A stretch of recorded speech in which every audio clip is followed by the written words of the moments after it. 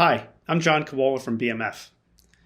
Today I'd like to present a presentation called Enabling Miniaturization, Micro 3D Printing Applications in AR and VR. Over the next 30 minutes, I'm going to talk about a few things related to additive manufacturing, miniaturization, and how these technologies can be deployed in the AR/VR market.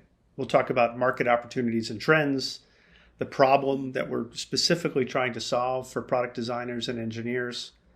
We'll present our technology, what we believe is the solution for a lot of these engineers. It's a technology called projection microstereolithography. And then we'll get into some applications and uses of our technology in this field.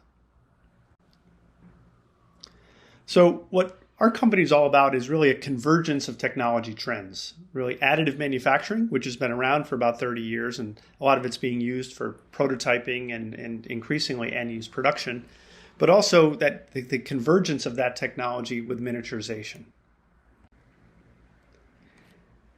Additive manufacturing has been around, as I said, for about 30 years now. It used to be a very small industry, sort of sub $1 billion. It's really been instrumental in helping engineers and designers prototype, test, and over the years, upwards now into 2020, 2021, this market is between 15 and $20 billion. That's parts being made, materials being used, technologies being deployed, all in an attempt to help make better products, help engineers make better decisions, and increasingly being used as an alternative for conventional manufacturing methods. Really what we see it's converging with is miniaturization. Parts are getting smaller and smaller. This is a small sensor chip. You could fit about 50 of them on the end of your finger. And so increasingly these types of technologies are being deployed in things like AR and VR, but lots of other devices in the medical space and the MEMS space. And one of the constraints for miniaturization, as chips get smaller, as lenses get smaller, is how can those active components be contained? Things like chip packaging, lens holders. So in a lot of ways, the physical, the plastic and metal that goes around a lot of these active components is in some ways the constraint of how much smaller you can make these components. And that's really the problem we're trying to solve with additive manufacturing. I think this audience is certainly very much aware of the challenges in the AR, VR space in terms of hardware. The hardware is becoming much more complex, much more powerful as processing power and lenses and the number of pixels that can be in a camera have all evolved very quickly. But it's that physical packaging, that whole sort of set, in this case, a headset. I think people have really seen the power of AR and VR. But I think for most people, they would all agree that the glasses are still too big. I think we've seen a recent example and launch from Facebook in terms of sort of what the future may be in terms of building these types of components, whether it's cameras or sensors or computers themselves, into wearables, into things that can be much less sort of cumbersome or difficult to wear. And so I think that's just a very clear example of how these technologies are being miniaturized and made smaller and more comfortable. So the problem we're trying to solve is that making physical parts, making things like plastic or metal, there's always been processes over the years. There's injection molding, machining, stamping, welding, forging. All these manufacturing processes are always being used to create physical parts, whether that's plastic or metal. But one of the challenges that are out there is as things get smaller, as parts get smaller, the manufacturing cost and the manufacturing possibility or capability becomes much higher and more difficult. So a really good example here is this is a relatively simple part here. And on the left, if the tolerance on that part was on the order of 50 microns, the mold, the injection mold that you would need to create that component, it's not very expensive. may be $3,000. Might take you a month or two to get that mold. As the complexity of that part changes, as it becomes more complex, more functional, more holes, more features, and the tolerance requirement increases, let's say from 50 microns down to 10 microns, that mold is no longer $3,000, maybe $150,000. And it no longer takes 1 or 2 months to get. It may take between 4 and 12 months. What is, I guess, further exacerbating this problem is, the world that's around us. This is some of the supply chain challenges. I think trade tensions that had evolved over the last 5 years has made maybe the world a little bit less global in terms of being able to very quickly get parts. And then certainly COVID over the last 18 months has made supply chain even more of a challenge. So the problem that a lot of product designers are facing in trying to make things smaller and smaller is that the parts, the production process that's usually deployed, like in this case micro-injection molding, gets more expensive and difficult to do. And this is where additive manufacturing can really be a potential solution. So let's talk about what our technology is all about. So we have a technology called projection microstereolithography. Stereolithography is a 3D printing process that's been around for about 30 years now. It typically is the process of using a vat of resin and a light source, a laser or a DLP projector, and then curing successive layers of material over time. What our version of the technology is taking that basic process. We use a vat of resin, but then we use a combination of high precision optics and very high precision XYZ movement to be able to get features down on the order of sort of tens of microns, get accuracy on the order of tens of microns. And this is really using a lot of the technology that have been developed in the past, but really adding some additional components to it to be able to allow product designers now to get down to very small parts that they couldn't do before with additive manufacturing. So as a prototyping tool, it'll be extremely valuable, but also as an alternative to traditional manufacturing methods, it really can be considered for a production process versus, let's say, injection molding or machining. So let's talk a little bit about print resolution. Sometimes I think people, including myself, have a hard time getting their head around when people talk about DPI or they talk about pixel size. They get a hard time really trying to understand what does that really mean in terms of the physical part in 3D printing. So here's a case. This is a small, actually medical device. It is a glaucoma stent. So it's a very, very small nail, essentially, that goes in. If you have glaucoma, it's a treatment protocol for glaucoma. So they'll stick this in your eye. It'll relieve pressure. It'll drain. As you can see, that the largest dimension here is about 2.5 millimeters. It's also a very complex part. It's hollow on the inside. It's got other features. The part on the right was printed on a desktop 3D printer that offers 50 microns in resolution. So these desktop printers are fantastic because they're relatively low cost, on the order of $5,000, have really democratized design and 3D printing over the years. But it has some limitations in terms of what it can do in terms of part accuracy, resolution, size of features. So that's what you see on the right. The one second to the right is at 30 microns. So this is a little bit more of an advanced technology, higher resolution. But as you move to the left, you can see what you can do with a 10 micron resolution or even a 2 micron optical resolution. And when we talk about resolution in the world of DLP and projecting onto a layer of resin, we're talking about the size of the pixel. So for a 2 micron, when we say here 2 micron XY printing resolution, the size of the pixel is 10 microns. So we have hardware. We also have materials. That's also materials make up what the parts are. And in most cases, our customers are looking to simulate or approximate engineering thermoplastics and all the properties that come with that in terms of tensile strength, elasticity, elongation, resistance to temperature, resistance to chemicals. And so there's a range of materials that are available, both for prototyping and end-use production applications. In a few slides, I'll talk about some new things that we've recently introduced. So BMF offers two different platforms, as I said, our 10 micron series, and then our 2 micron series.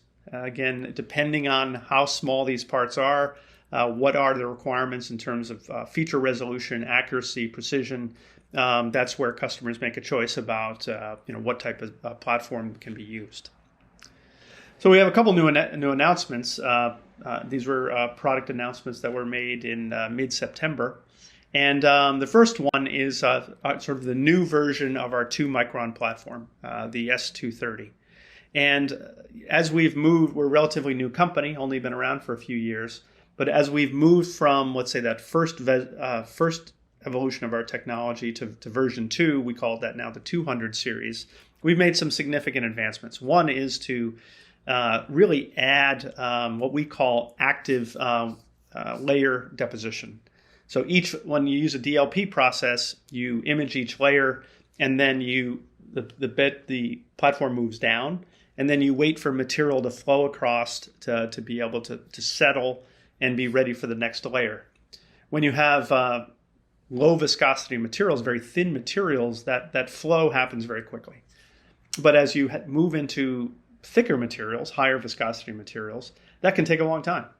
And if it's a passive process where you're just waiting for it to flow, it may limit what you can really do in terms of advanced materials. Typically, with photopolymers like this, viscosity, the higher the viscosity, the thicker the material is, the higher the molecular weight of the material, and that typically translates to better properties, stronger parts, more flexible parts that last longer.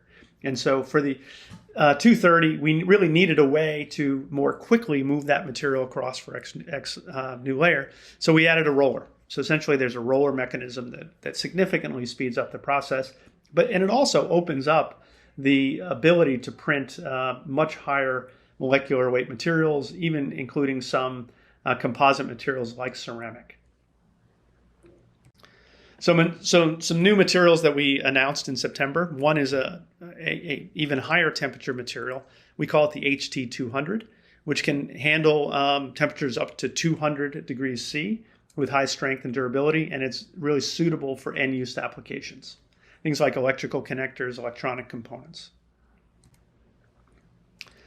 We've now announced our first ceramic materials, and we have two different materials. One is alumina, and alumina is really intended for certain types of casings and housing, medical device. It's got a high temperature resistance, high wear resistance, high chemical resistance, is biocompatible. And so we really see this as a great material for certain types of applications and casings and housings and medical devices. The second material, which we think is really interesting, is for transmission applications. So we have a magnesium titanate ceramic. It's a combination of high dielectric constant and low dielectric loss. Really makes this pretty interesting for things like antennas, waveguides, and other electronic components. Again, as devices get smaller and smaller, as things like 5G come into play, when we get into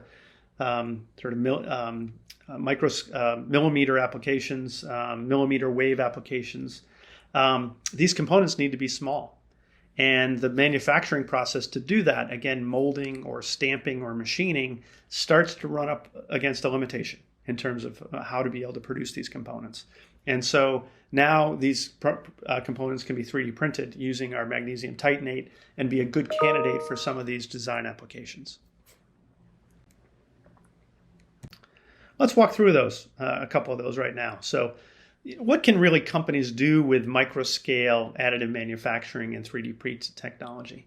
There's form, fit, and functional prototypes. So that's what you see on the left.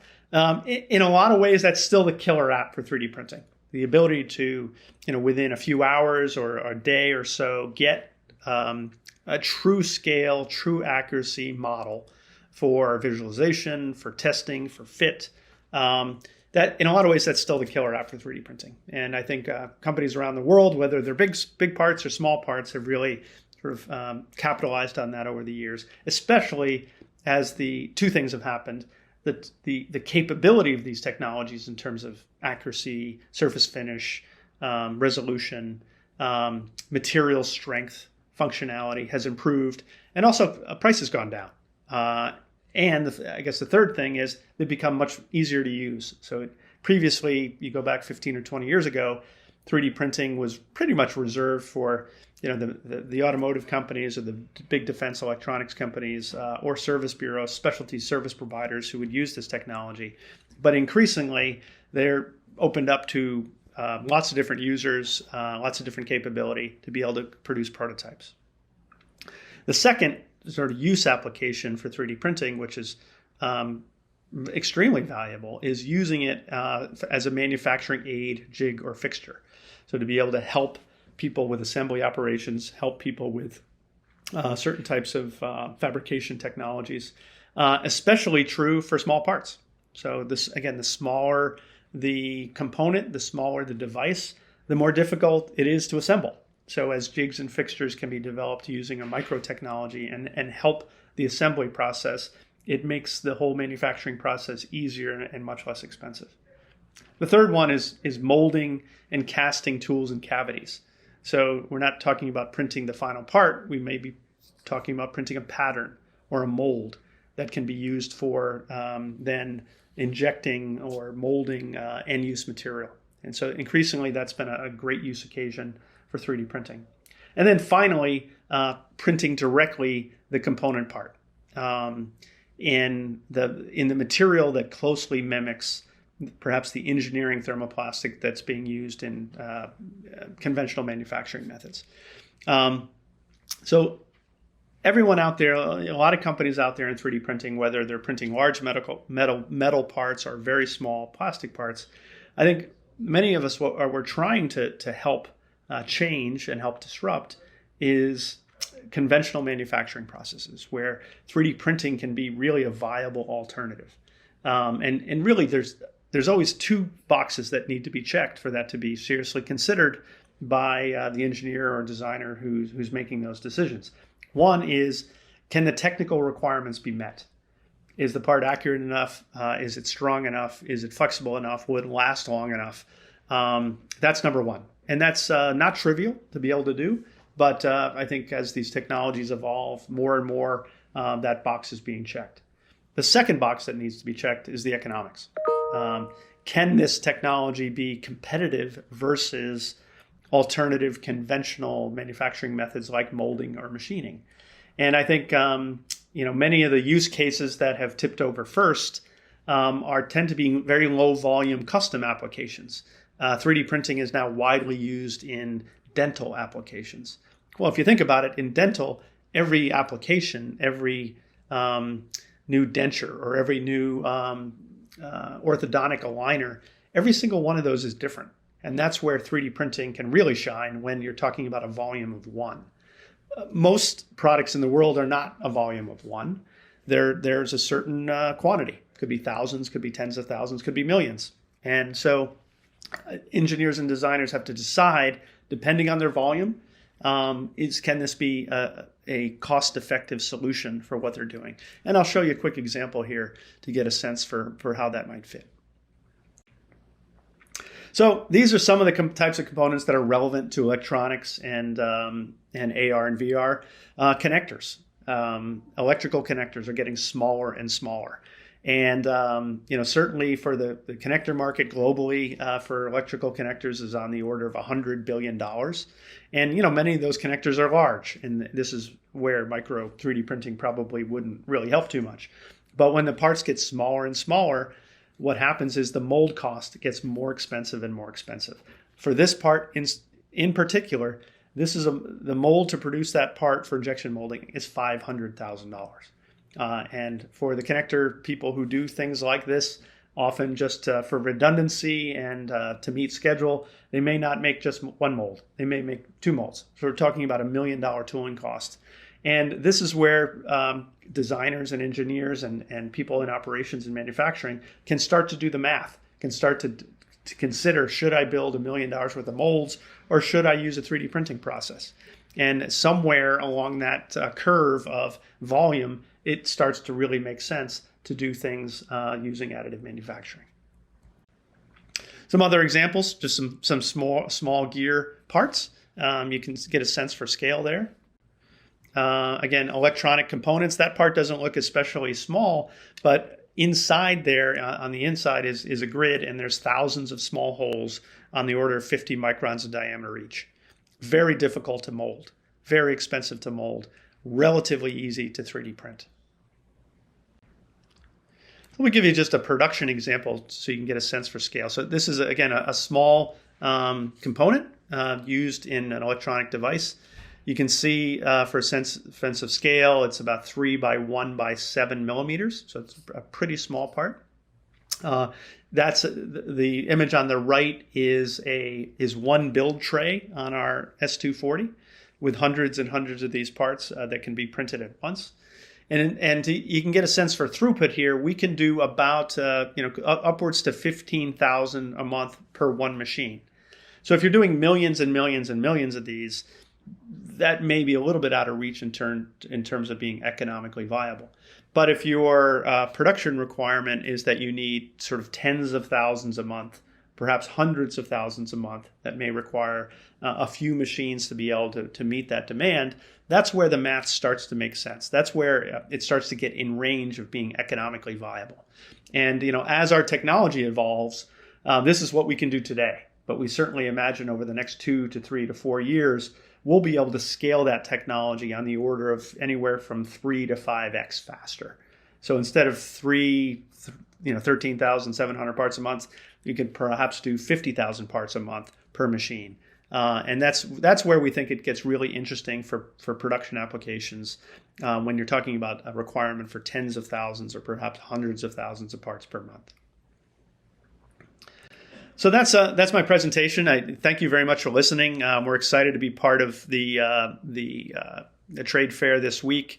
We would encourage you to come by and talk to our folks and understand what can really be achieved with this technology.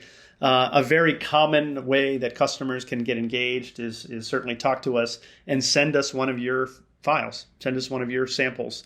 We'd be happy to produce that as a sample. Have you really experience what it's like to hold a 3D printed part at that scale, and really try to decide if it makes sense for what you're doing in your business. So again, thank you for listening.